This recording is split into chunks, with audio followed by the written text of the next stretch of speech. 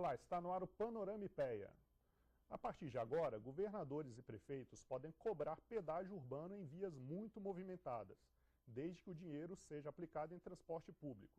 A ideia é que a população com maior renda, nesse caso o proprietário de um automóvel, financie melhorias no transporte coletivo.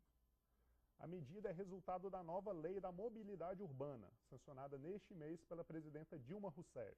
Para conversar sobre esse tema, convidamos o Ernesto Pereira Galindo, técnico de Planejamento e Pesquisa do IPEA, e Nazareno Stanislau, coordenador da Associação Nacional dos Transportes Públicos. Bem-vindos, muito obrigado pela presença aqui no Panorama IPEA. Bom, Ernesto, queria começar com você. Essa nova lei da mobilidade urbana, ela é de fato uma conquista para a sociedade brasileira?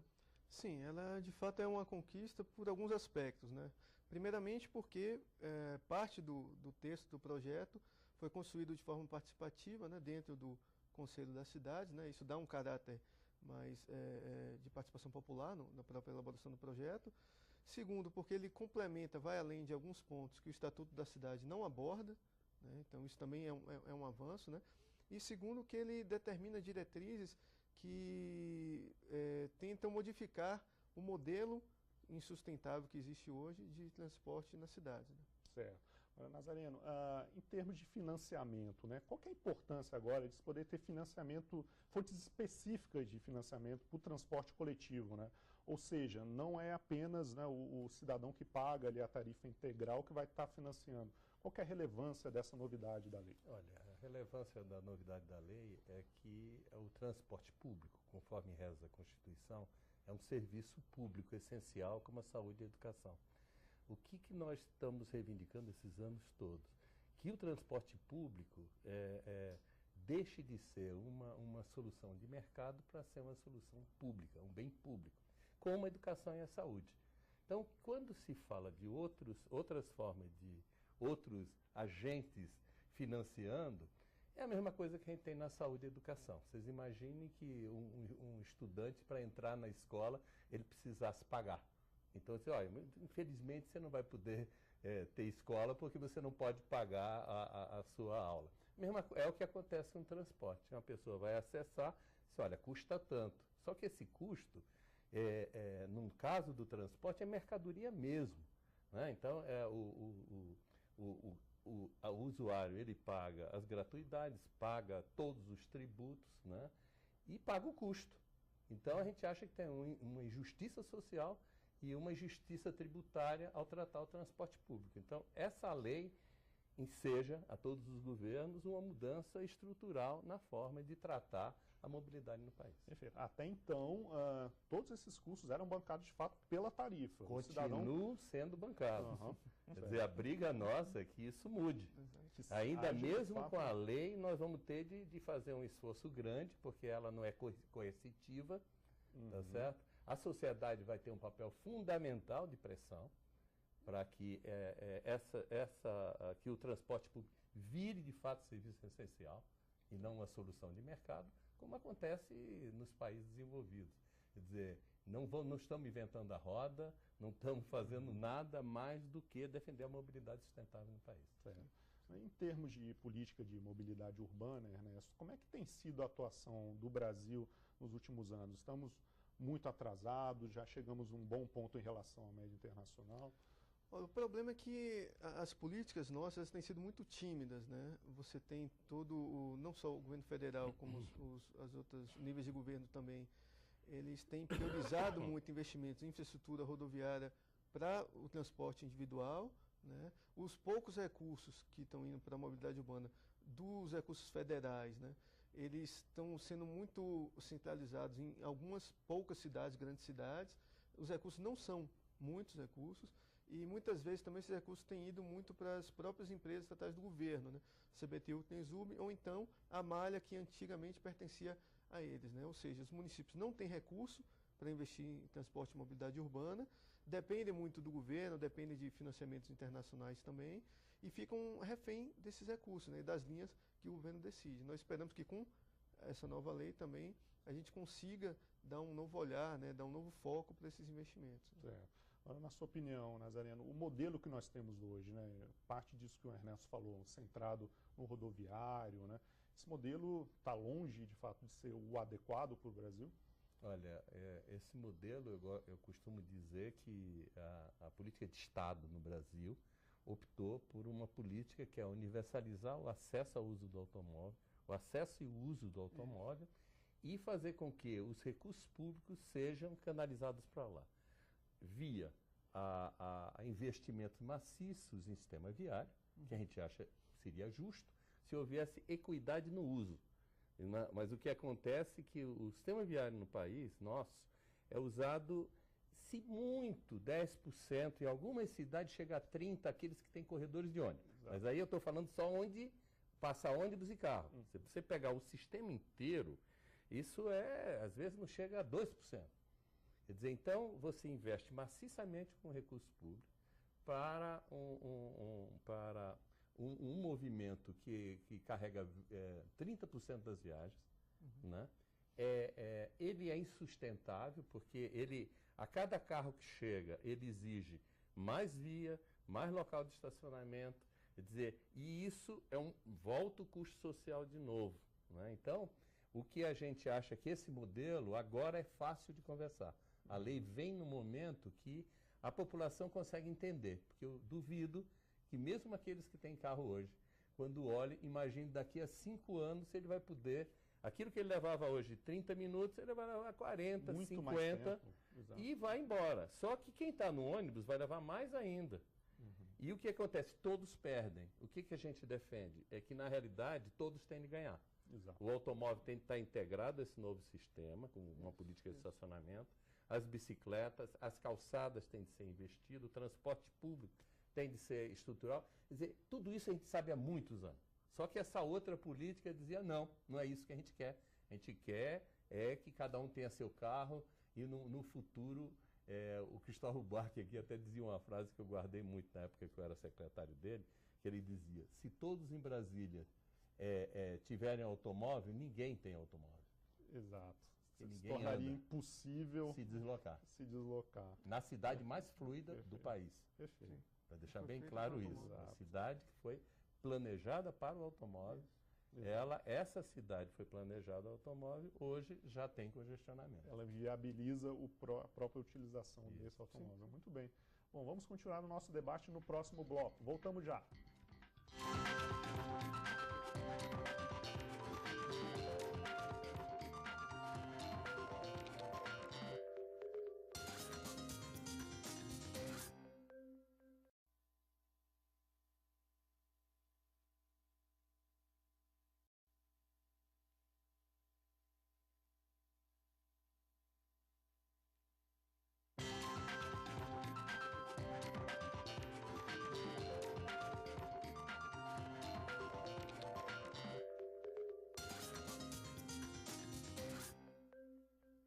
O Panorama IPEA está de volta com o tema da Política Nacional de Mobilidade Urbana.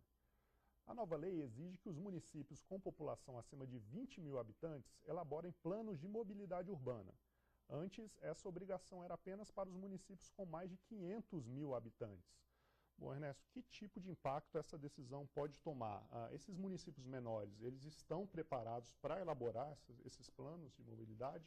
Bom, na verdade você tem dois lados aí nessa questão. Tem um lado, uma preocupação, na verdade, um lado que pode ser negativo, que é um pouco do que aconteceu com o Estatuto das Cidades, que obrigou os municípios acima de 20 mil terem planos diretores de desenvolvimento urbano, e que, na verdade, o que houve foi uma correria, né, pelas consultorias para elaborar planos diretores, que muitas vezes não eram muito adequados, muitas vezes não tiveram, de fato, a participação popular que deveriam ter tido, né?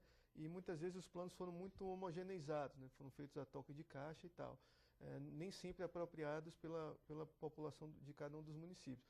A gente tem uma preocupação de que isso possa acontecer também no caso de mobilidade urbana, porque se para um plano diretor de desenvolvimento urbano já te exige técnicos profissionais especializados na área, mais especializado ainda para tratar simplesmente da dimensão de mobilidade urbana dentro de todas as dimensões do desenvolvimento urbano, né? Então, isso é uma preocupação que nós temos, né? A intenção é boa, né? Não deixar simplesmente municípios acima de 500 mil terem planos de mobilidade urbana, mas tem essa preocupação. O lado bom é que você traz à tona essa questão da mobilidade urbana, né? para municípios menores. Se, de fato, a população abraçar essa causa, nós acreditamos que vai ser um movimento muito bom, muito interessante nas cidades, né, que vai poder ajudar a melhorar o desenvolvimento dessas cidades. Agora, evidentemente que tem que ser dada atenção aos aspectos específicos de cada porte de município, de cada característica de município. Né? É bom, outro ponto interessante, Nazareno, em relação a essa participação da população, né, no cumprimento da lei, é o fato de que o Código de Defesa do Consumidor também vai poder ser aplicado, né, para essa nova lei de mobilidade urbana. Questões como, por exemplo, a presença do itinerário, né, e do horário daquele ônibus, né, daquele veículo, vão ter que estar ali disponíveis, né, para o cidadão vai poder reclamar. Isso também é considerado um grande avanço. Né? Só me permite completar um pouco o que ele colocou, que eu acho importante. Eu acompanhei a questão dos planos diretores, né, via o Conselho das Cidades. E a minha avaliação é o seguinte, é uma urgência do governo federal, e aí eu acho que cabe ao Ministério da Cidade, com apoio do IPEA, o que seja, no sentido de capacitação dos municípios. Quer dizer, existe 3 anos para fazer esses planos. Esses planos são perfeitamente viáveis você fazer em 6, 8 meses. Né? Então você tem 2 anos de capacitação. Então os municípios, se houver uma agilidade do governo, dele rapidamente se estruturar. Nós temos a nossa associação que já fez vários cursos de capacitação, quer dizer, existe já uma experiência acumulada no setor. Né? Há como se preparar. Há como se preparar para isso. Há já um sistema de informações que a gente tem desenvolvido, que também vai ajudar. Quer dizer, eu acho que a gente pode aprender com a do plano diretor, mas aí a gente vai precisar de uma ação forte do governo. Com relação à segunda pergunta, sobre a questão dos direitos, eu acho que isso aí é uma das grandes conquistas da lei, porque ela coloca, em primeiro lugar, vários instrumentos de formar espaços democráticos de controle social. Esses espaços democráticos, eles são um passo além, anterior quase a esse, né, que começa a discutir os investimentos, como é que vai ser implantado esses princípios da lei e etc. Com relação ao itinerário, minha tese, há muitos anos atrás, foi sobre lutas populares. Era uma das grandes reivindicações da norma, pôr um itinerário. É uma coisa mais simples, pôr um itinerário e pôr os horários, entende? Porque é o turista que chega, o brasileiro, o estrangeiro, não, o é a cidadão, população né, mesmo, mudei de casa, qualquer coisa, né? Então, isso é uma coisa, e hoje nós temos um avanço fantástico que vem, e eu acho que vai ser generalizado em grande parte das cidades, que é o GPS. Quer dizer, nós já temos em Goiânia, que é o seguinte, a pessoa chega no ponto de ônibus, digita no seu celular, sabe em quantos minutos ele vai vir. Né? O caso desses corredores que a gente chama de BRT, corredores exclusivos modernos, onde a pessoa entra, está lá, daqui a 5 minutos vai vir aquela linha. Certo? Quer dizer, isso é uma mudança de qualidade gigantesca. Eu brinco e falo sempre. Uma coisa é você esperar 5 minutos num pitoquinho, debaixo da chuva e do sol. Outra coisa é você ter uma coberta. Outra coisa é você ter um espaço fechado e climatizado. Aqueles mesmos 5 minutos são absolutamente diferentes. Exato, é outra coisa. Né? Então, e outra, é aqueles 5 minutos, você ficando lá, não sabendo se ele é 5 ou ele é 40, ele já fica muito maior ainda. Com certeza. Então, isso eu acho que são coisas aparentemente corriqueiras, mas que vai mudar a qualidade para o cotidiano, porque o cara faz isso todos os dias. Perfeito. Essa é a grande mudança nisso e essa exigência nós vamos ter de brigar para que ela não fique no papel. Olha, Ernesto, não está muito bem explicado também ainda como é que vai ser esse financiamento, por exemplo, das viagens de estudantes e idosos, né? De onde vai sair esse dinheiro? Isso realmente ficou faltando nessa nova lei de mobilidade urbana? Na verdade, é um pouco do início da nossa conversa. Né? Muitos desses pontos que são colocados na lei, eles já eram permitidos. Né?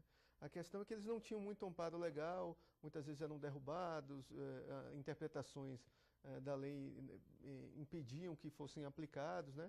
Então, essa questão da gratuidade, como a gente começou no início, o importante é que não fique os usuários pagantes sejam obrigados a cobrir as gratuidades. Tem que haver as gratuidades? Tem que haver as gratuidades. A gratuidade do idoso, por exemplo, é um direito constitucional. Ninguém discorda disso. A questão é que quem é que está pagando por isso?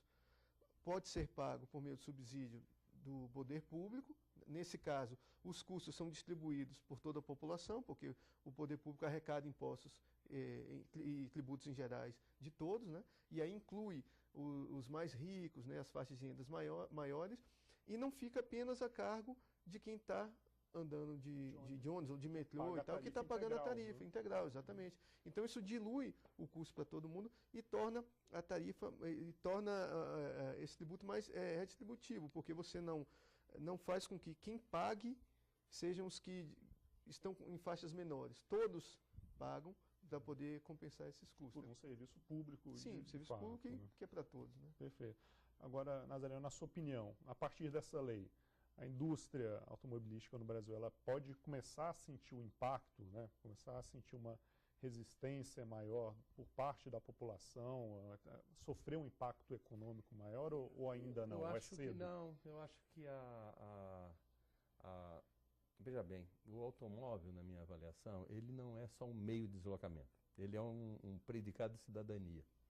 Uma família que tem um carro, ela não precisa ter o carro para usar todo dia. Ela precisa ter o carro para uma emergência, para umas férias, para um monte de coisa. Então, isso que eu acho que houve foi um grande avanço no campo social. As pessoas terem um direito adquirido. Outra coisa é como se deslocar. E isso que vai ter, que a lei coloca que tem de ser disciplinado. Quer dizer, eu vou usar, só que o carro, para usar, ele é uma coisa cara. Ele é caro porque você pode ser multado. Ele é caro porque você tem de ter um seguro. Manutenção. Ele é caro porque você vai levar um tempo, manutenção, que você está falando, um tempo de viagem. Né? Então, o que a gente quer? A gente quer que esses custos deixem de ser subsidiados, como é pela sociedade, para ele ser pago por aqueles. Para você ter uma ideia, há estudos na Europa que dizem que se nós fôssemos cobrar todos os custos de acidente, de poluição, de tudo que o automóvel gera, os automóveis deveriam custar de 5 a 10 vezes o valor dele atual. Tá? Ou outra coisa diferente, que é você, ao invés de cobrar todos os impostos, faz como Singapura, que você cobra o uso. Quer dizer, você tem um chipzinho, quando você sai, se você usa ele no horário de pico, ele é um taxímetro. Ele vai marcando. Se você deixar ele na garagem, você não gasta nada com o seu carro. Se você usar no fim de semana, você gasta um pouquinho. Perfeito. Se usar à noite, é diferente, entende? Quer dizer, o que vai ter de chegar é isso. O automóvel, o cara vai ter o seu carro, só que ele vai ter regras mais restritas para ele. Mas essas regras vão ser restritas se mexer ou não mexer. Porque se não fizerem nada que essa lei coloca, o que a gente tem certeza é que as pessoas não vão andar de carro, não vão andar de ônibus, quem sabe bicicleta e a pé. Você entende? Isso é o futuro da mobilidade do país. Porque não tem espaço, não tem recurso público que garanta essa quantidade de automóvel com tudo que ele exige, que é estacionamento, que é vias para sustentar. Bom, vamos torcer para que de fato saia do papel, né? Vamos para um breve intervalo. No próximo bloco, continuamos a nossa conversa.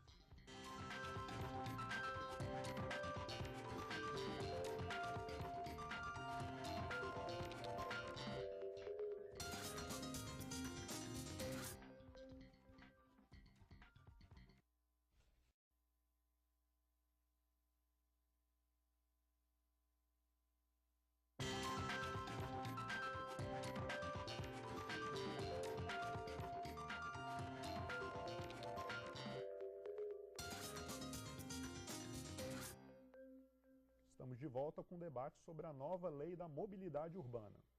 Bom, o texto não cria nenhuma obrigatoriedade, mas estabelece algumas diretrizes. As cidades que não cumprirem as determinações serão penalizadas, com a suspensão dos repasses federais destinados às políticas de mobilidade urbana.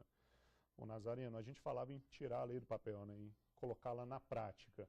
De que forma a sociedade pode fazer isso? Ela vai poder, de fato, pressionar prefeitos, vereadores? Como é que deve ser esse diálogo a partir de agora entre a sociedade e as autoridades para que a lei seja, de fato, aí, colocada em prática?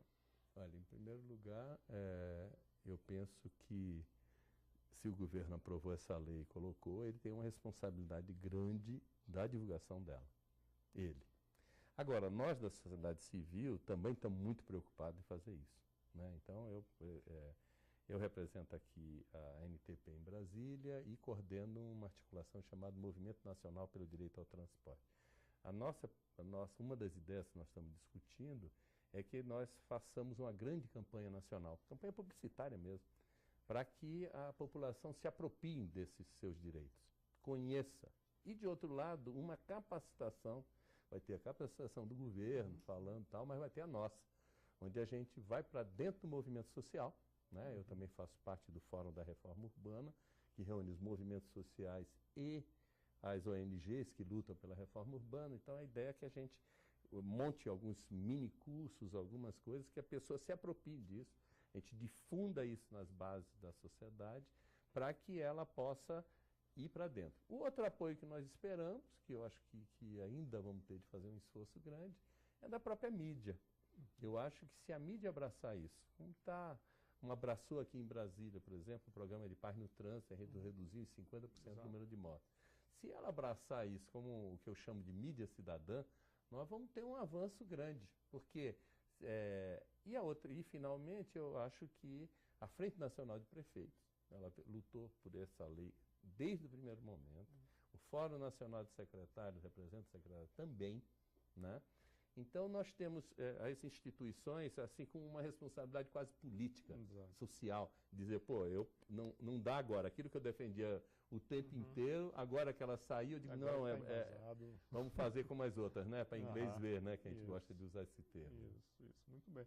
Bom, Ernesto, um dos pontos também que não foram bem explorados, né, abordados na lei, é a questão das cidades que têm patrimônio histórico, né? Por que isso acabou sendo deixado de lado? É mais complexo, é mais difícil realmente tratar dessa questão? Bom, na verdade, isso é um aspecto, isso é algo mais específico, né, de característica de algumas cidades, que nós acreditamos que era importante que tivesse na lei, mas não estando, como é que pode ser trabalhado? Os instrumentos que são previstos na lei, eles podem ser utilizados, vários daqueles instrumentos, para atender às especificidades dos centros históricos. Então você tem toda a parte de regulação de estacionamento, de restrição de acesso de veículos, de cobrança de pedágio urbano. Você tem uma série de instrumentos que podem ser utilizados para evitar que se prejudique o patrimônio, tanto histórico, cultural, quanto também prejudique o próprio patrimônio, digamos assim, geral da cidade. Porque esses imóveis, esse patrimônio, ele é mais, digamos assim, mais frágil do ponto de vista das estruturas, né? Isso, então, preservação. De preservação. Então você tem uma série de instrumentos que podem ser utilizados, ainda que não tenha sido feita uma referência direta a esse tipo de característica de alguns municípios. Né? Perfeito. A Nazaré mudou também o esquema de remuneração pela prestação, né, do serviço do transporte coletivo. Enfim, ele deixa de ser, né, simplesmente por planilha de custo e agora vai para a licitação mesmo, né? O que muda com essa alteração aí da nova lei? Olha, a lei também ela especifica o que eles chamam de tarifa de remuneração e a tarifa mesmo, que é cobrada do usuário. Certo. Quer dizer, o que coloca é que o Estado pode, né, definir a sua política social em cima disso. Por exemplo, ele pode licitar e dizer que, olha, os custos da gratuidade vão ser assumidos por outras fontes, ou pelo próprio coisa. Então, o empresário, a tarifa para o usuário é aquela, você vai tirar uns 20% de gratuidade, ela já vai ser uma tarifa para o usuário menor em 20%. Certo? É uma forma de você reduzir. Eles estão dizendo, a lei coloca através da licitação, tá certo? Mas isso não impede que se faça desde já. Hoje, por exemplo, nós já conhecemos isso de uma forma mais simples pelo metrô. Os metrôs, ninguém discute que vai ter subsídio. Ninguém. O metrô mais carregado do mundo é de São Paulo, e mesmo de São Paulo, ele recebe a gratuidade do idoso e da pessoa portadora de deficiência, pelo Estado. Você veja só, para manter a operação, não estou falando de investimento, O investimento é fora. Então, o que o usuário paga hoje, no caso do transporte público regular, que é a maior parte, que é de ônibus, ele paga não só isso, como ele paga a reposição do capital toda, no caso dos ônibus, né? Então, cada ônibus que você coloca, depois de 7 anos ou 10 anos, depende da coisa, o usuário paga um novo. Né? Então, o que a gente está querendo é tirar o que a gente fala lá no MDT, que é justiça social, que é fazer com que as gratuidades não fiquem a cargo do usuário, e justiça tributária, que a gente tem um tratamento tributário diferenciado. Só para a gente ver, o usuário paga 50% do valor da tarifa para pagar tributos e para pagar gratuidades. Nessa lei, eles vão ser obrigados agora, a toda vez que eles anunciarem a tarifa, dizendo, olha, estou pagando 20% para pagar para o idoso, tantos... Terá que discriminar, então, porque daquilo está E a gente gosta de falar sempre de idoso, portador de deficiência e estudante. Acontece que nós temos inúmeras outras que são policial militar, são carteiro. Carteiro nós perdemos agora, foi um dos cortes do governo. Carteiro e fiscais do trabalho. Como eles também cortaram, foi que nós estávamos proibindo que criasse alguma gratuidade para o usuário pagar. Esse foi outro veto, infelizmente, do governo, que até hoje eu não entendo qual era por que o governo foi contrário a essa proposta. Por que retirou? Né? Por que retirou. Mas, de qualquer jeito, nós estamos com um instrumento que, dependendo da vontade política e da disposição, seja dos municípios, dos estados e do governo federal, da gente ter uma tarifa justa no país. Perfeito. Nessa, para a gente concluir, essa lei não vai resolver todos os problemas de sustentabilidade nas cidades, né? É preciso ir além dela, então, não é isso? Porque na verdade você tem um primeiro ponto que a gente está tratando só da dimensão de mobilidade urbana. Sustentabilidade da cidade envolve muitas outras dimensões, isso é um ponto. Um outro ponto, como a gente comentou no início, isso é apenas uma lei, então vai necessitar que a população abrace, vai necessitar que haja pressão da população, vai necessitar que haja vontade política. Podem ser usados instituições que poderiam apoiar, como o Ministério Público, né? Ou seja, a cobrança, a lei pegar, como nós costumamos dizer, depende de uma série de fatores. Esse é um passo que foi necessário, é essencial, mas precisam acontecer outras coisas. Perfeito. Bom, obrigado então ao Ernesto, obrigado também ao Nazareno pela presença aqui no Panorama IPEA, também a todos vocês que nos acompanharam. Confira esse estudo do IPEA sobre mobilidade urbana no nosso portal, é o www.ipea.gov.br. Até a próxima semana.